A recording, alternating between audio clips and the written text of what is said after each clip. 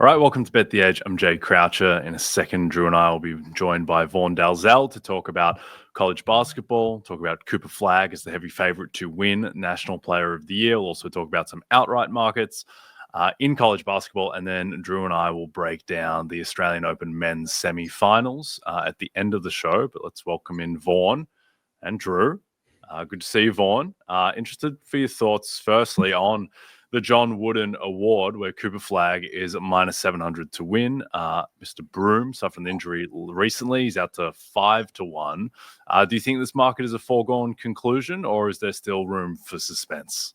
Yeah, I don't know if there's that much room for suspense here. I mean, Cooper Flagg has lived up to the hype and the expectations we all set on him out of high school, right? I mean, Duke's not even flying under the radar. You know, they're everything as advertised this season, but Flagg himself, I mean, you look at just his ACC play, and he's outstanding. He's hitting 50% of his threes, almost 62% of his twos. He's passing the ball well, fourth in offensive net rating, second highest usage rate. I mean, he even had 42-point game recently. And the guy does pretty much everything you ask of him. So, yeah, I think it is a pretty foregone conclusion. I mean, 99% likely he wins this award, the injury being the 1%.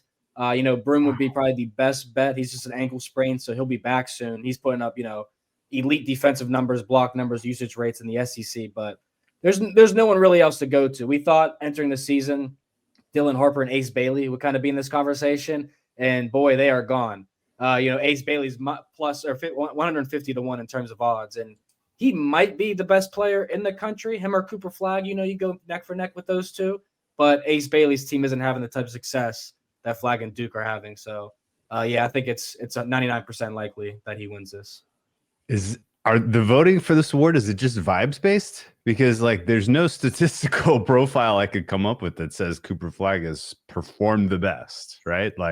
You go to, Torvik, or kind of just look at the raw counting stats, and players like Eric Dixon are way up there. And I know maybe Villanova is not a slam dunk to get into the the field of 68, but he's a senior that's producing really, really well. I guess, if you in advanced metrics, Flagg is kind of in the 10-11 range with most of the people that I see who are doing sort of player level stuff. So it's just kind of because he's on Duke and because he's going to go first overall in the NBA, he's just going to win. Just say he's the NBA talent. I mean, it's, to me, it's kind of offensive. You put Dixon in the same conversation with Flagg. It's no way. These guys are not on the same planet when it comes to college basketball. But, Dixon's like that prototypical, 4-year, 5-year player that has the success. Flagg's going to come in one and done, and he's going to put up numbers no matter what. But the points, the rebounds, the assists are all there. I mean, he shoots the ball well. He's projected number 1 overall pick. Like I said, him and Ace Bailey are, I think, clearly when you watch them, the way that they move, the way they position themselves to score, the way they set up teammates, I think those two are clearly the best players in the country talent-wise. But like I said, Duke has the success, Rutgers does not. So that's what separates them. But, I mean, if you're going to make the case that, he's not nearly as good as a couple guys that we've seen in the past when, the Zach Edey's of the world and everything, I could see that argument there. But, I just don't see anyone else that's making the type of impact that Cooper Flagg is. Okay. Let me ask you a little bit about Duke. Obviously, I have a personal connection, albeit I care more about Duke football than Duke basketball, but we'll leave that aside for now. The ACC is not really battle testing these guys. Am I wrong? Yeah, no, it's down, man. I was trying to look at the Ken Palm and Bart Torvik numbers to see where the ACC ranks this year compared to last year. When they show you the top 31 conferences, and they've just been consistently number 5 over the last 3 years. And I feel like they've kind of dropped off this season, the ACC in general. I mean, you see the Virginias of the world, they've got a lot worse. Pitt's going through a very tough stretch right now. The Notre Dames, the Syracuses, all these type of teams really are living up to expectations. You got Clemson, Louisville, Wake Forest, and Duke out in North Carolina as the top 5 teams right now. I think that says something. I think Wake Forest, Louisville, and Clemson as your 3, 4, and 5s right now. So, yeah, I would say ACC is definitely down. That might also inflate the Cooper Flagg number. That would also inflate Duke's odds to win the NCAA championship. I still think the Big Ten, the SEC, and the Big 12 are head over heels the best 3 conferences in basketball, and will continue to be that. Okay, well, let's talk about that national championship market. Auburn are the favorites at plus 450, next to Duke at plus 475. Then you have Houston 10-1, Alabama 12-1, Iowa State 12-1. Do you think there's a bet to be made in the market right now, Vaughn? Yeah, I was joking about Dixon and Flagg being offensive, but it's kind of offensive that Duke is plus 475 and Auburn's plus 450. Like, I think Auburn is such a better team. Than Didn't this Duke beat season. them head to head? Yeah, If I and that's what I was remember gonna correctly? say. And that's what I was gonna say. And it's that's the interesting part about it. Duke was the home team there. It was obviously early in the Yeah. season. But yeah, I think these two teams play again, and I think Auburn is the clear team you'd want to be betting on. Either it's home, road, or neutral floor. I think they've really got into their groove and who they are, and they have a lot of guys back. And that's kind of the key point, right? This is the NIL era, so dudes are gonna be bouncing around from school to school. I don't know if you guys saw the thing that's gone viral where it's like player intros in 2035, and the guys like name the 3 schools they went to in 4 years for their like intros. But basically, it's like Auburn has 56% of their minutes back. They're a top 25 team both ways. They got all that D1 experience as well. And last year they were that good. But if you're going to go outside of Auburn, who I think I got them at 8-1, so 450 is not as enticing. I think Iowa State's where you go, Drew, because we talked about Houston the last 2 years, right?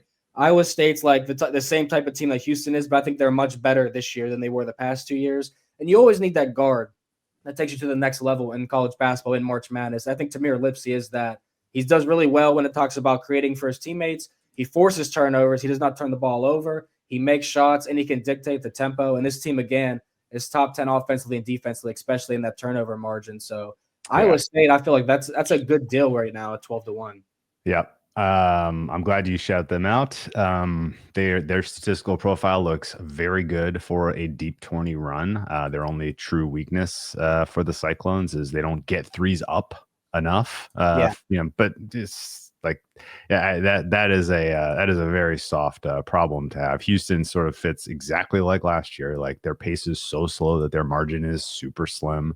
And a bunch of these teams that are kind of right at the top of the board here all have that same issue where they have a difficult time forcing turnovers, which makes you a one and done risk in a knockout environment. Let me ask you about Auburn in particular here. So one problem with Auburn is Bruce Pearl is their coach. And I don't know if the NCAA is going to let him win a national title, but let's put that aside for a second and just kind of focus on if the SEC to me looks elite, right? Number 1 conference, I believe. Let's assume Auburn wins the SEC title. That sets up a recipe, in my opinion, that they get a very soft region.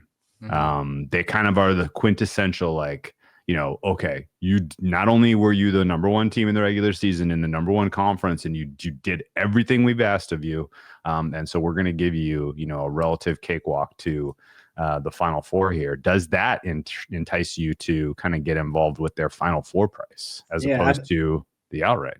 Yeah, absolutely. I mean, that's probably the easier route to go because we presume there'll be a 1 seed. I mean, at the very least, there'll be a 2 seed this year. But Auburn's also played the second toughest schedule in the country overall, and the 15th toughest non-conference schedule. So that right there battle tests you for those moments in March. I mean, they've already played Houston. They beat them. They beat Iowa State, beat North Carolina, beat Memphis, lost to Duke.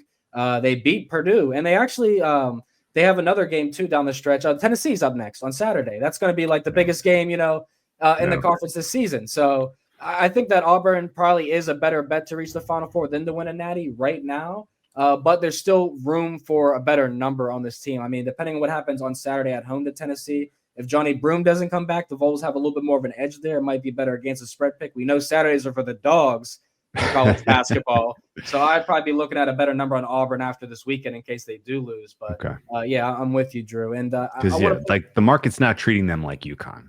Right. No, they're not getting rated 8-10 points better than the other teams that are going to be in the Final Four. Like they're going to be razor's edge against the other teams they face at the death. Right. Yeah. And UConn also had, 3 guys that were going to the NBA in that last year and top 10 on the projection board. So, it's totally different team as well when it comes to that. Auburn doesn't have as many guys that I think are going to be at the top of the NBA or in the lottery, I should say. But I did want to mention too, Drew, because we talked about Houston a little bit. But Iowa State, going back to them for a second, the biggest thing I've noticed with them this year, which is what Houston could not do, is up that offensive tempo to a pace that's too fast for their opponents. Iowa State in 2023, when we started talking about them, was 304th in offensive tempo. Last year, they were 144. This year, they're 29th. And they're still 319th on defense. So I think that's why Iowa State's a good bet, because they are truly the number one team in the country when it comes to playing fast offensively and completely slowing you down like a turtle on defense. Okay, good stuff, Vaughn. Before we get to the Big Ten regular season champion market, Man City tries to climb back up the Premier League table this Saturday when they face Chelsea. City beat the Blues at the beginning of the season, the opening weekend. Can they do it again this weekend? Find out at 12:30 p.m. Eastern, exclusively on Peacock. Okay, let's talk about Big Ten regular season champion market. Vaughn, often some value to be had in these. There are 9 Big Ten teams projected to make the tournament per Bartovic. Michigan State is the favorite at plus 140. Michigan 2-1. Purdue 4-1. Illinois 7-1. Before we get into long shots like Oregon, Wisconsin, and UCLA, is there a bet to be made right now in this market, Vaughn? I think so. And I think there's a little bit of an overreaction and overrated market here when it comes to Michigan State being the favorite. I mean, of course, they are undefeated, 7-0 in the conference as we're speaking. They still have their California trip to USC and UCLA. But, you know, the last 7 games is brutal. It's probably the roughest stretch of any college basketball team in the Big Ten. Illinois, Purdue, Michigan, Maryland, Wisconsin, Iowa, and Michigan again. And 4 of those games are on the road. So I say do not bet Michigan State. I think the bet is on Illinois at 7-1. Now, this team, talk about NIL teams, right, being built on money, being built on transfer portal. The Illini are that. They have like 10% or less minutes of their team back from last year, but they only have 3 games on the schedule out of the remaining 13 that are lower than a 64% win probability. So that is really big for their schedule. They only have 1 set of back-to-back road games, and they have 2 sets of back-to-back home games. Now, the biggest deal for Illinois, and Drew, you should love this, they play Duke on a neutral floor in February. Why? That is to me crazy, but they have Wisconsin right before that and Iowa after. Now there's going to be a letdown or hangover potential for those 2 Big Ten conference games. So playing Duke at that point in the season, I think actually puts them at their biggest disadvantage point. But at 7-1, I still think there's the value to be had here because Michigan State does not have the schedule to be granted a plus 140 odds to win this Big Ten regular season championship. Out of curiosity, where is that game? It's got to be for recruiting purposes, I'm guessing, right? Yeah, let me pull it up because I think it was a neutral court game, if I'm not mistaken. Yeah, you're right. It is. I've the first time hearing of this. That's weird. Okay, well, let me kind of pivot this back to Big Ten because I want to ask your opinion about a specific team. I'm perfectly fine tossing or at least having questions about a lot of these guys at the top. Your case on Illinois being the best in the Big Ten, I cannot disagree whatsoever. But as you look at like that next wave of teams, they all have that same sort of vulnerability in that they can't create defensive turnovers, which of course in a one and done setting like a Big Ten tournament is a problem. And then you get down to, a team that is right on par with Michigan, Purdue, Michigan State, Wisconsin in terms of ratings, who can create turnovers and who can get going at a fast pace. They are good shooting the three. They look built for tournament time to me, and they are not getting any respect in this market, and that is the Maryland Terrapins. Can you kind of talk me through why this team is like completely overlooked? Like I know like their Big Ten record is meh, but like all of these games they've lost have been really close and they've been on the road. Like that sounds like Big Ten conference basketball play to me. Like if you're playing your opponents tough on the road, but losing by small margins, that is not a reason, in my opinion, to downgrade you. Can I twist your arm on Maryland, or is there something I don't know about this team? Yeah, I can't believe you said that. I did not. I thought you were going to definitely say a Michigan or something. Maryland's been actually a really good team this year. Excuse me. They've been one team, like you said, playing extremely close on the road. Excuse me. It's that time of season, right? But they've been playing extremely close on the road. I mean, Purdue, they were impressive. They had that West Coast trip to Washington, Oregon. They lost by margin. Northwestern was an OT game. But you look at their wins too. I'm not that impressed though, Drew. I mean, they beat UCLA at home. That's a tough trip for UCLA. Getting UCLA, USC, Oregon, Washington, all getting accustomed to going to Big Ten arenas is something new. The first time you want to fade those teams. So they beat Minnesota. They beat Nebraska, 2 teams at the bottom of the Big Ten. Ohio State in the first conference game of the season. I don't think Maryland's truly been tested. And what the best statistic is on why we don't believe in Maryland, or I should say I don't believe in Maryland, is their non-conference schedule was 364th in the country. Ooh. There is 366 teams. Maryland played the third softest schedule in the entire country non-conference. So, yeah, that cupcake them up. It makes them look better than what they are, in my opinion. They're going to be a team to fade middle of February and on, Drew. Interesting. Okay.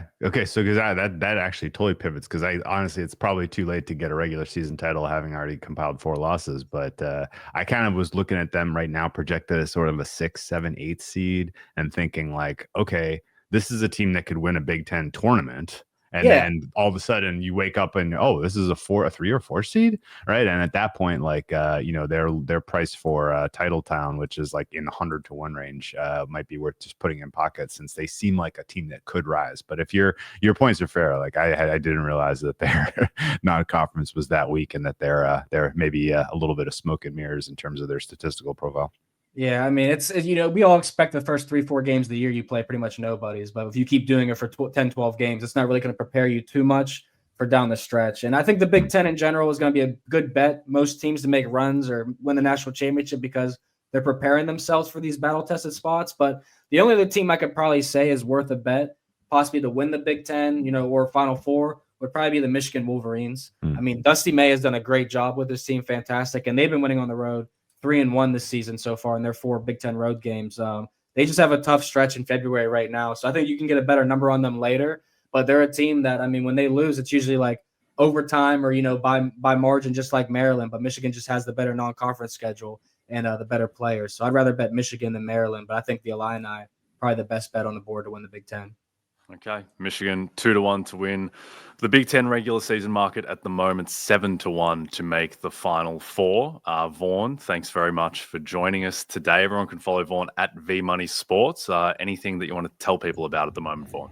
Yeah, check me out on Peacock. I'm usually on there for the men's basketball games and some women's broadcasts, but we got a few Big East and A10 games next week, so I'm really going to be in my bag. Check them out. Okay. Love it, Vaughn. Have a good one, mate. We'll speak to you soon. Appreciate you, and you too. Cool. Okay, before we get to the Australian Open men's semi-finals, you can watch the biggest names in sports talk, including Mike Florio, Dan Patrick, Dan Lebitard, and Matthew Barrios. They cover the biggest moments on and off the field each weekday on the NBC Sports Now channel.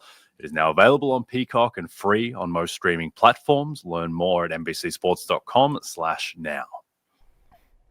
As you all know by now, we've teamed up with BetMGM this season. We'll be using BetMGM lines to make all our picks, and we'll have special offers for our listeners each week. If you haven't signed up to BetMGM yet, use bonus code BETEDGE, and you'll get up to a $1,500 first bet offer on your first wager with BetMGM. Here's how it works.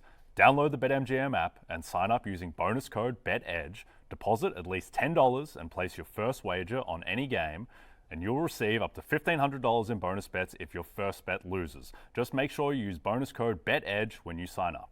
See BetMGM.com for terms. 21 plus only. U.S. promotional offers not available in New York, Nevada, Ontario, or Puerto Rico. Gambling problem? Call 1-800-GAMBLER. Available in the U.S. Call 8778-HOPE-NY or text HOPE-NY 467369 in New York. Call 1-800-NEXT-STEP in Arizona, 1-800-327-5050 in Massachusetts, 1-800-BETS-OFF in Iowa, 1-800-981-0023 in Puerto Rico. First bet offer for new customers only, subject to eligibility requirements.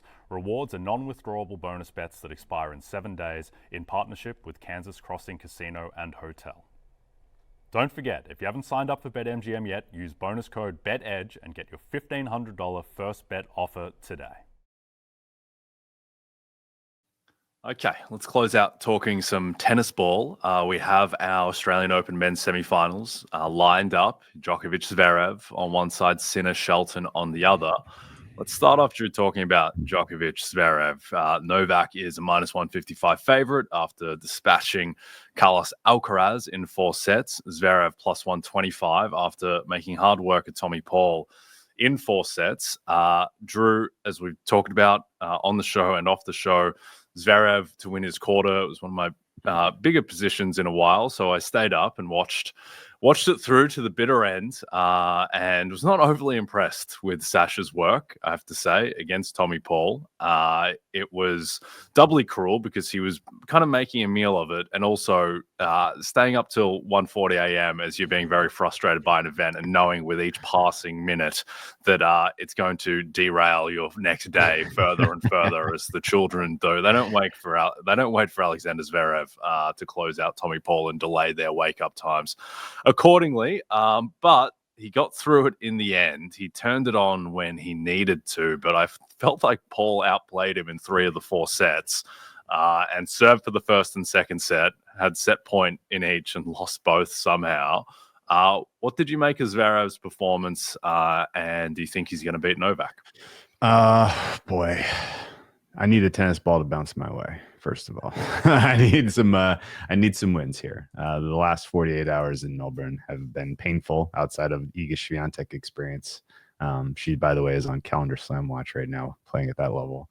But Zverev's, the takeaway from the Zverev match for me was so different than everyone else I listened to and talked to who bets and just observes tennis, that I feel like, am I the one who's taking crazy pills?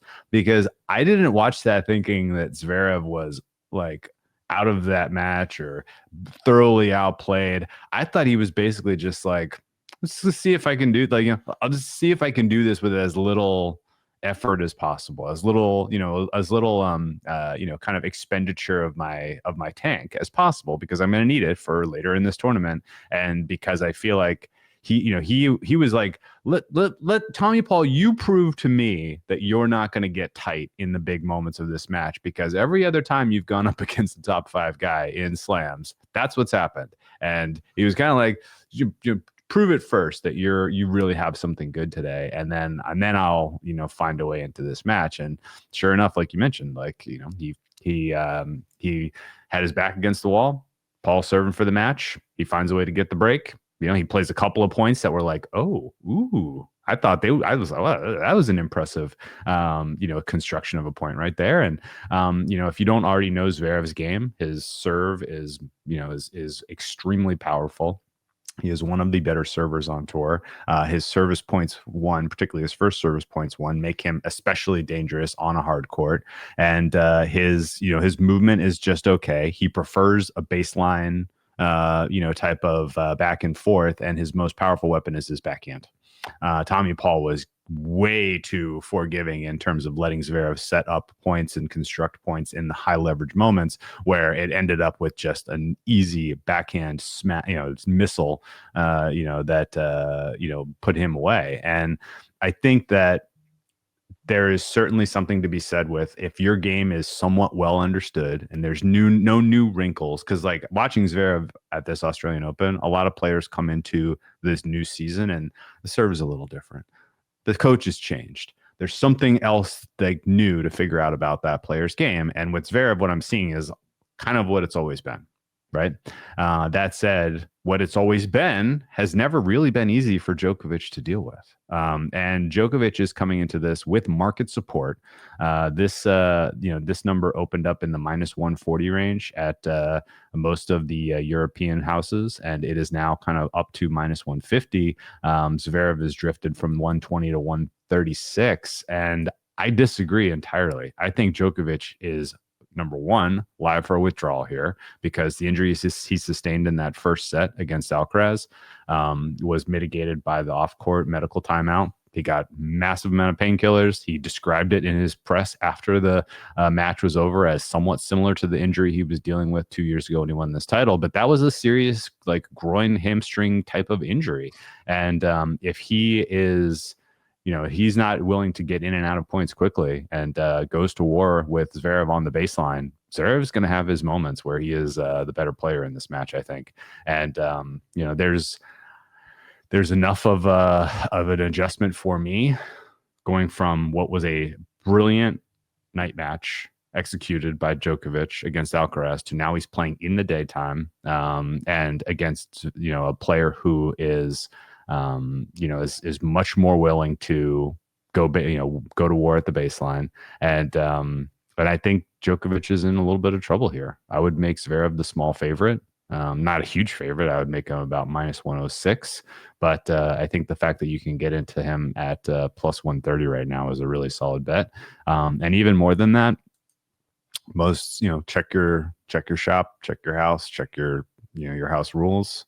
Zverev winning this match would send him to the final, and he could win this match by retirement. Like, there's a very, very obvious world where Djokovic either exacerbates the injury or whatever treatment he gets doesn't, solve things. He was also candid in that if he didn't come back and win that second set against Alcaraz, he was probably going to retire, and you don't want a retirement to avoid a winning bet. So I also have some Zverev to win the title at plus 450. I think he matches up fairly well against Jannik Sinner, although I thought Demon Hour was going to have his chance to throw some punches at Sinner, and he got absolutely obliterated last night. So Sinner apparently is perfectly fine and the most dangerous player on earth right now. So that said, I think Zverev as an each way makes sense, because you insulate yourself from a withdrawal here, and or just a walkover, because there's a chance Djokovic wakes up and really just can't get it going and pulls the ripcord like he did at the French Open last year.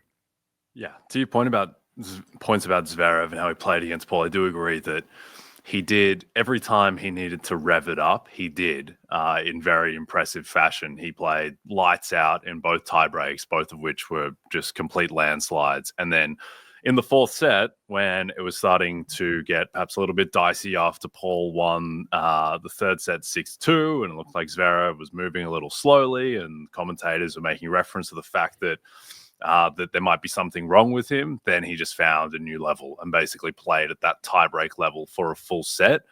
And the main difference is that, like, in the first 3 sets outside of the tiebreaks, and when he needed to break back in the first and second set, he was just playing incredibly passively, and he was just basically waiting for Paul to make mistakes and showing very little aggression. And then when he needed to, he found the aggression and started going for shots and making them at an impressive rate. So if he brings the level that he did in that fourth set in those tie breaks, then yeah, I would think he's hugely live to beat Novak and to win the tournament. If the passive Zverev shows up, and maybe that was just a tactical thing, and the level that he got to when he needed to would suggest that perhaps it was, but passive Zverev doesn't have a prayer against these guys, I would think. So it's interesting with Tommy Paul, where he does so many things well. It's just that he throws away so many just free points with just like loose forehand winners that are just like he's going for 15-1 shots to end the point after one shot, and then it just digs such a hole against the elites. But another interesting thing about that Zverev matchup was, I find the live tennis market so interesting because it's not just purely tethered to what the pre-match close was. Like, there are specific live model factors around momentum that impact the price. And so, as you can see in the Zverev match, where despite Zverev closed about -300, and Zverev was up 7-6, 5-all on serve in the second set, and Zverev is -300. Like, he's up a set, and it's on serve in the second set, and it's still, but the prices, like it's all like basically the trader in a way, or the model, has adjusted the pre-match close to shorten Tommy Paul because of how well Paul has played relative to expectation in the match and how shaky Zverev looks on a point-by-point basis. But again, you could say, like, if you're viewing the game as you were and you think that, well, no, actually Zverev is just kind of playing possum here, then there's potentially value to be had there. But yeah, it is very interesting because it's a much more sophisticated live model market than, say, some of the big four professional sports in the US, which are very tethered. Just a real quick comment on that. I got buried live a couple of times in this tournament. there has been a couple of moments where I was like, Medvedev against Leonard Tien. That was an example. I thought the momentum had completely shifted, and Leonard Tien, I was like, this guy can even walk in the fifth set. Good luck. And he won the fifth set. And similarly, Alcaraz, I felt like the tide was turning, and if he got the break in that fourth against Djokovic, he was going to win in 5. And I was like high confidence of that. And even to the point where, Djokovic is, I think it was 30-15 on serve. He's serving for the match, and the commentators are like, he's 2 points away. Well, he's either 2 or 100, right? Like this might be over in 2 points, but if it's not, like this could go into a tiebreak in the fourth, and then the fifth. Who freaking knows, right? Like we might be hour and a half away from the finish line here. And so it's fascinating to me the way you build models and distributions to capture those tails. And all of live tennis betting, if you are doing it, needs to be pricing tails. And the getting stuff like if these 2 points are won by this player, then this happens. If they are won by this other player, then this entire universe opens up of different possibilities that nobody thought was really possible. Yeah. I mean, the live market is just so fascinating across the board, just holistically. Like I would tell people for the most part, if you're, a smartish sports fan kind of dabbling in betting, like you're just not going to beat liquid markets at close off of gut feel. But you may beat live markets sometimes off of gut feel if you're somewhat clued in and know what you're looking for. Like the Ravens-Bills game, the Ravens made it 19-21 with 1:30 left in the third quarter after they missed the 2-point. And the game is pick. It's like, what? The Bills are up 2. They're getting the ball. There's 16 minutes left in the game. Like, how is it pick? Just didn't make any sense. Like, the Bills have to be at least a 60% chance to win the game there. Anyway, that kind of stuff does pop up from time to time. And then typically the live market will adjust pretty quickly and you have to react quickly. So I was looking at that. And by the time it had kind of snapped into my head, the market 30 seconds later had adjusted. And it's also with those kind of things in real time, you think like, have I missed something completely? Like, is my feed, did the Bills fumble the kickoff? I haven't seen it yet. And then often by the time that you process everything, the price is gone naturally. Yeah. Price is gone on Jannik Sinner, minus 1,600 against Ben Shelton. Is there any chance of a miracle upset here, Drew? Yeah, of course. It's tennis. Ben Shelton's does have that type. I think we've talked about this a couple times. He's got the type of game that really does kind of go hand in glove with the conditions at this tournament. Been long waiting for him to get a quarter title at this particular tournament, as he is. This is his time. This is his progression. It all checks out here. He's played Jannik Sinner.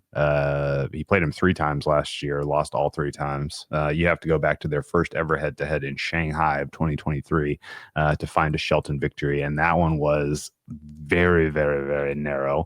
But just as I look across the stats that these guys have played, they played on a lot of fast hard courts, which is good. This is where we are. And Shelton's done an extremely good job of defending his serve. He doesn't face a lot of break points against Jannik Sinner, which is huge. And just in general, I think this match is going to come down to who can perform better in the tie breaks. And if Shelton can steal a tie break, this is a match that I think is going to go 4 sets. And so at a price like this, the market is basically saying, no, this is Sinner 3-0. Don't overthink it. And I give Shelton a realistic chance to at least steal a set via tiebreak, if not, make this match a lot longer than the market expects. So the ways into this for me are set line for Mr. Shelton. You can get his plus 2.5 sets right now at plus 125. So it's basically saying, better, you're getting less than 50-50 type of price on something that I think is more than 50-50 to happen of him winning 1 set.